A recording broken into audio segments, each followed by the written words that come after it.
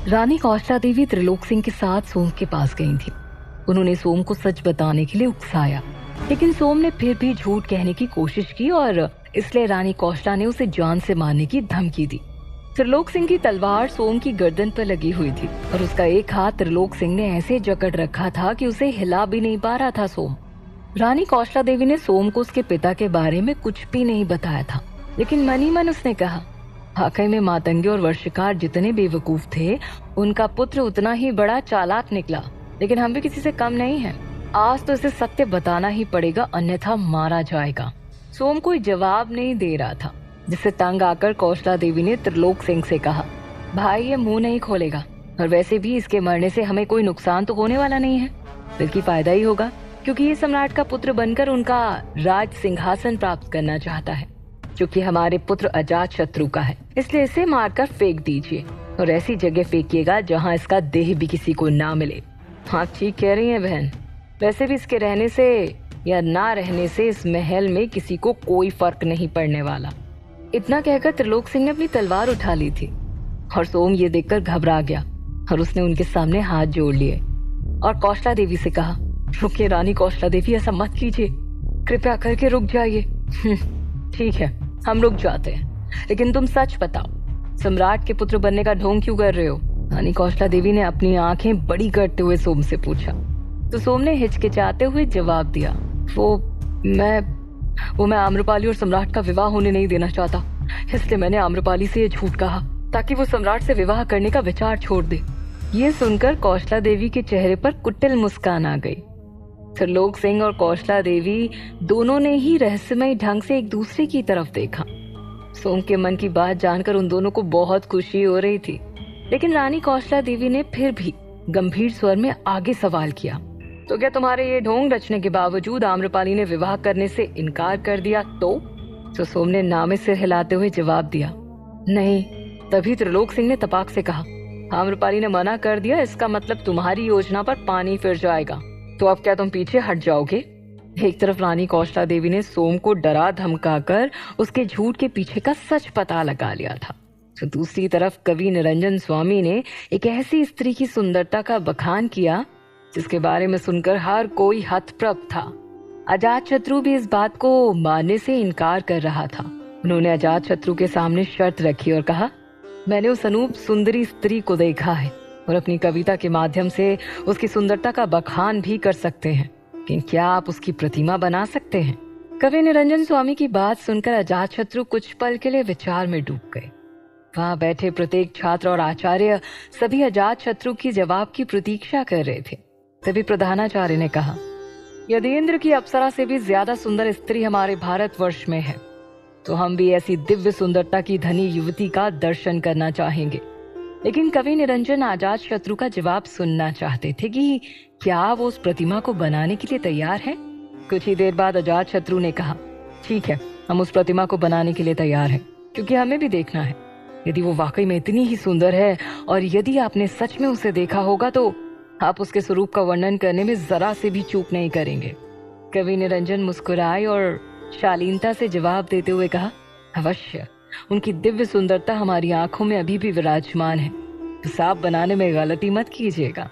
इसके बाद दोनों ही एक दूसरे के आमने सामने आ गए। अजात शत्रु के लिए उनके निर्देश के अनुसार वो सभी सामग्री उपलब्ध कराई गई जो एक प्रतिमा बनाने में लगती है। देखते ही देखते गुरुकुल का माहौल और भी ज्यादा रोमांचक होते जा रहा था। एक तरफ महान कवि निरंजन स्वामी थे, तो दूसरी तरफ गुरुकुल के सबसे बड़े साम्राज्य के राजकुमार अजात शत्रु खड़े थे। जहां कवि निरंजन एक दिव्य सुंदरी की सुंदरता का बखान करने वाले थे, तो वहीं उसी सुंदरता को एक प्रतिमा में अजात शत्रु उतारने वाले थे। जहां अजात शत्रु और कवि निरंजन एक दूसरे के आमने सामने थे, तो वहीं दूसरी तरफ कौशला देवी के सामने सोम था। उन दोनों के सवाल सुनकर सोम को थोड़ा अजीब लग रहा था। उसने त्रिलोक सिंह के सवाल का जवाब दिया, यदि पीछे हटना होता तो सम्राट के सामने इतना बड़ा झूठ नहीं बोल रहा होता, लेकिन अब आप लोगों को मेरा सच पता चल चुका है और आप लोग सम्राट से ये सब कुछ बता देंगे, और मैंने जो सोचा था उन सब पर पानी फिर जाएगा। तो रानी कौशला देवी ने एक आह भरी और त्रिलोक सिंह को उसे छोड़ने के लिए कहा। त्रिलोक सिंह ने तुरंत सोम की गर्दन से तलवार हटा दी और पीछे की तरफ खड़ा हो गया। तब रानी कौशला देवी ने सोम से कहा, यदि हम सम्राट को तुम्हारे बारे में ना बताएं और जो तुम चाहते हो उसमें हम तुम्हारी सहायता करें तो इससे हमें क्या फायदा होगा। ये बोलकर कौशला देवी ने अपने दोनों हाथ बांध लिए और सोम की तरफ चतुराई भरी नजरों से देखा। कौशला देवी के सवाल पर सोम भी सोचने लगा कि कौशला देवी को फायदा किस बात से होगा। काफी देर तक दिमाग पर जोर देने के बाद सोम ने कहा, इसमें आपके फायदे ही फायदे हैं। सबसे पहले तो सम्राट का विवाह रुक जाएगा और दूसरा, जब आम्रपाली यहाँ नहीं रहेगी तो सम्राट का ध्यान आप लोगों की तरफ हो जाएगा। सोम का जवाब सुनकर रानी कौशला देवी हंसने लगी।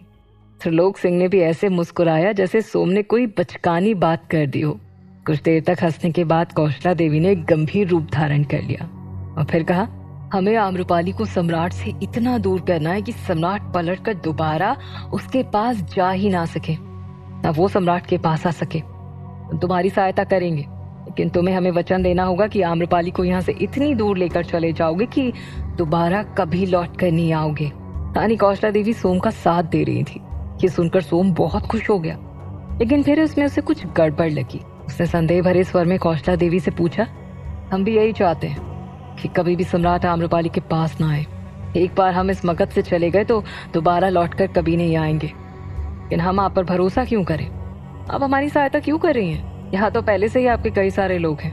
आप किसी से भी बोलकर सम्राट और आम्रपाली को दूर कर सकती हैं, फिर आप हमारा साथ क्यों दे रही हैं? तो कौशला देवी ने कहा, बहुत चालाक हो तुम सोम, लेकिन तुम्हारी सहायता करने के पीछे बस एक ही उद्देश्य है हमारा, और वो ये कि आम्रपाली को तुम पर संदेह नहीं होगा और ना ही सम्राट को। रानी कौशला देवी के जवाब से सोम को संतुष्टि मिली और वो रानी कौशला देवी से हाथ मिलाने के लिए तैयार था।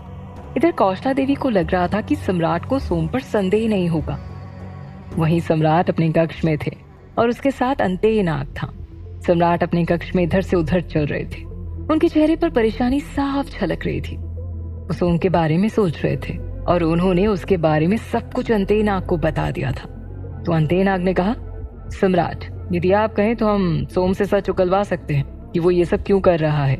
सम्राट बिंबिसार ने इनकार करते हुए कहा, नहीं अंतेय नाग, यदि हमें यह तरीका अपनाना होता तो अब तक सोम हमारी गिरफ्त में होता, लेकिन हम आम्रपाली की वजह से रुके हुए हैं। उन्होंने सोम को एक अवसर दिया है कि वो ये बात सिद्ध करके दिखाएगा कि वो हमारा ही पुत्र है। तो आप किस बात की प्रतीक्षा कर रहे हैं सम्राट? अंतेय नाग ने सवालिया नजरों से सम्राट की तरफ देखा। सम्राट गंभीर स्वर में कहते हैं, हम देखना चाहते हैं कि वो ये झूठ कैसे सिद्ध करके दिखाता है, लेकिन तुम्हें उस पर नजर रखनी होगी। वो कब कहाँ क्या कर रहा है, किससे मिल रहा है, कहाँ जाता है, एक एक बात तुम्हें हमें बतानी होगी। हम जानना चाहते हैं कि आखिर इन सबके पीछे उसका उद्देश्य क्या है। तो अंतेय नाग ने कहा, अवश्य सम्राट। और ऐसा कहकर वो वहां से चला गया। एक तरफ सम्राट सोम पर नजर रखने के लिए अंतेय नाग को आदेश दे चुके थे, तो दूसरी तरफ कवि निरंजन स्वामी और अजात शत्रु के बीच उनकी कला की जंग छिड़ना शुरू हो गई थी। उन्होंने एक कविता के माध्यम से उस स्त्री के सौंदर्य का वर्णन करना शुरू किया। चंद को सो भाग भाल, प्रकृति कमान ऐसी, देखी है गोपाल एक गोपिका में, सोने सो शरीर सी। जैसे कवि निरंजन स्वामी ने इन पंक्तियों को कहा, इसे सुन अजात शत्रु ने भी अपने पास रखे मिट्टी के आटे को मसलते हुए उसे अपने हाथों से आकृति देना शुरू कर दिया। निरंजन स्वामी ने उस स्त्री का बखान उसके पैरों से शुरू किया और खत्म उसके चेहरे पर आकर हुआ। अजात शत्रु भी एक एक शब्द सुनकर बड़े ध्यान से उस कविता की एक एक पंक्तियों को आकार दे रहे थे। पूरे छात्र और आचार्य उस कविता को सुनकर ही उस स्त्री की सुंदरता का अनुमान लगा रहे थे। बस बाकी था तो उसे अजात शत्रु की प्रतिमा में देखना, जिसके लिए वहां सब इतने ज्यादा उत्सुक थे कि रात पलक झपकते ही कब बीत गई किसी को पता ही नहीं चला। अजात शत्रु के हाथ भी प्रतिमा बनाते हुए एक बार भी नहीं थके। वो जैसे जैसे उस प्रतिमा को आकार दे रहे थे वैसे वैसे उनके चेहरे पर हैरानी के भाव उभरते जा रहे थे। रात का अंधेरा खत्म होते होते तक निरंजन स्वामी की कविता भी समाप्त हो गई और अजात शत्रु ने उस पूरी प्रतिमा को एक सुंदर आकार दे दिया। जैसे ही सुबह की किरणें उस प्रतिमा पर पड़ी, पूरा गुरुकुल अपनी आंखों को बड़ी बड़ी करके मुंह खोलकर उस प्रतिमा की तरफ देख रहा था।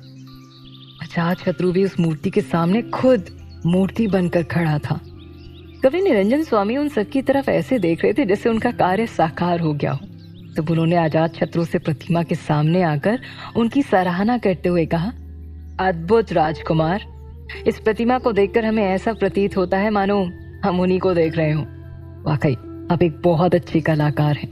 सुनने मात्र से आपने उस सुंदरता को जीवित कर दिया। एकदम जीवंत लग रही है ये मूर्ति। अजात शत्रु एकदम शांत खड़े थे। वो अभी भी उस प्रतिमा की तरफ ऐसे निहार रहे थे मानो वो कोई प्रतिमा ना हो बल्कि कोई युवती हो। सभी छात्र और आचार्य उस प्रतिमा को चारों तरफ से घेर कर खड़े थे।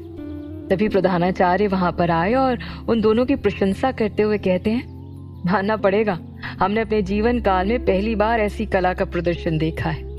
वाकई इस स्त्री की सुंदरता का कोई जवाब नहीं। और तो और अजात शत्रु ने जो प्रतिमा बनाई है उस प्रतिमा को देखकर ऐसा लग रहा है जैसे ये अभी जीवंत होकर बोल पड़ेगी। अद्भुत, अत्यंत खूबसूरत। इतना कहकर उन्होंने कवि निरंजन स्वामी से पूछा, स्वामी जी, वैसे इस स्त्री का नाम क्या है और ये भारतवर्ष में कहाँ पर है? निरंजन स्वामी अजात शत्रु की तरफ देख रहे थे। उस वक्त अजात शत्रु उस प्रतिमा को ही निहारे जा रहे थे। उसे उसके अलावा और कुछ भी वहां दिखाई नहीं पड़ रहा था। निरंजन स्वामी अजात शत्रु की भावनाओं को समझने लगे थे, इसलिए उन्होंने जानबूझकर अजात शत्रु के पास आकर प्रधानाचार्य से कहा, यह है वैशाली की नगर वधू आम्रपाली। आम्रपाली का नाम सुनते ही अजात शत्रु के कान खड़े हो गए। कवि निरंजन प्रधानाचार्य के साथ वहां से चले गए और उनके अलावा वहां खड़े छात्र भी एक एक करके वहां से जाने लगे। लेकिन उनके जाने के बाद भी अजात शत्रु वहीं खड़ा रहा। उसके सामने खड़ी मूर्ति किसी और की नहीं बल्कि आम्रपाली की थी। उसे प्रेम पूर्वक निहारते हुए अजात शत्रु ने अपने मुख से कहा, आम्रपाली। इस नाम को पुकारते ही उसके हृदय की धड़कनें बढ़ गई। वो खुद ब खुद मन ही मन सामने खड़ी प्रतिमा को देखकर मुस्कुराने लगा। सुबह होते ही जहां अजात शत्रु आम्रपाली की प्रतिमा से आकर्षित हो चुके थे, तो वहीं आम्रपाली का स्वास्थ्य भी अब ठीक हो गया था। वो पूजा करके अपने कक्ष में सुगंधित धूप जलाकर उसका धुआं कर रही थी। कक्ष की खिड़की खुली हुई थी, जिससे ठंडी ठंडी हवा अंदर आ रही थी, जो कमरे की शांति और सुकून को और भी ज्यादा बढ़ा रही थी। और सुनहरी धूप की किरणों से उसके कक्ष की चमक और ज्यादा बढ़ गई थी। पूरे कक्ष में धुआं करने के बाद आम्रपाली शीशे के सामने बैठकर अपना श्रृंगार करने में लगी थी। तभी उसका ध्यान एक बार फिर सोम की बातों पर चला गया। वो भी अपने आप में घबराने लगी। डर की वजह से उसकी आंखें आंसुओं से भरने लगी थी। वो शीशे में देखते हुए खुद से कहती है, क्या सच में सोम सम्राट का पुत्र है? यदि ऐसा हुआ तो हम सम्राट को खोना नहीं चाहते, हम उनसे दूर नहीं जाना चाहते। कहीं ना कहीं आम्रपाली अंदर ही अंदर प्रार्थना कर रही थी कि सोम की बात सच साबित ना हो जाए, क्योंकि उसका प्रेम उसे सम्राट से दूर नहीं होने देना चाहता था। तभी पीछे से उसके द्वार पर किसी ने दस्तक दी और कहा, क्या हम अंदर आ सकते हैं? आम्रपाली ने पलटकर देखा तो कौष्टा देवी खड़ी थी, जिसके हाथ में एक बड़ी सी थाल थी जो नीले रंग के रेशमी वस्त्र से ढकी हुई थी। उसे देखकर आम्रपाली उलझन में आ गई। आखिर क्यों कौष्टा देवी आम्रपाली को मिलने उसके कक्ष में आई थी? क्या होगा जब अजात शत्रु को पता चलेगा कि आम्रपाली आखिर है कौन?